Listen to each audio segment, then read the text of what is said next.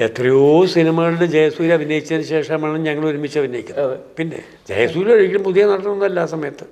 എത്രയോ സിനിമകളിൽ അഭിനയിച്ച് ജയസൂര്യയാണെന്ന് മറ്റേ തെളിയിച്ചതിന് ശേഷമാണല്ലോ ഞങ്ങൾക്ക് ഒരുമിച്ച് കാണുന്നത്. അതിന് മുമ്പ് ഞാൻ ജയസൂര്യയോട് അഭിനയിച്ചിട്ടില്ല. ജയസൂര്യ അത് പുതിയ ആളുമായിട്ട് എൻ്റെ കൂടെ ഞാൻ ഒരുമിച്ച് അഭിനയിച്ചതല്ല.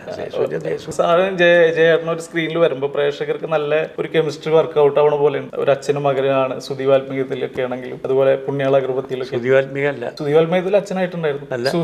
സുദീപാത്മിക അതാണ് പറഞ്ഞത്. സുദീപാത്മിക എന്നല്ല എൻ്റെ പേര്. അതിൽ സിനിമയ്ക്കകത്ത് അച്ഛനായിട്ട് വരുന്നു, പിന്നെ പുണ്യാളിലൊക്കെ ആയിരുന്നു. അപ്പോൾ പേഴ്സണലി ആ ഒരു നടനുമായിട്ടുള്ളൊരു ബന്ധങ്ങൾ എങ്ങനെയാണ്? അത് തീർച്ചയായിട്ടും ഉണ്ടാവുമല്ലോ. അതായത് ഒരു അഭിനയിക്കുക എന്ന് പറയുന്ന സമയത്ത് നമ്മൾ കംഫർട്ടബിൾ ആവണം. ഒരു നടനും മറ്റു നടനായിട്ട് ഒരു കംഫർട്ടബിൾ ഒരു കെമിസ്ട്രി ഉണ്ടാവുമല്ലോ.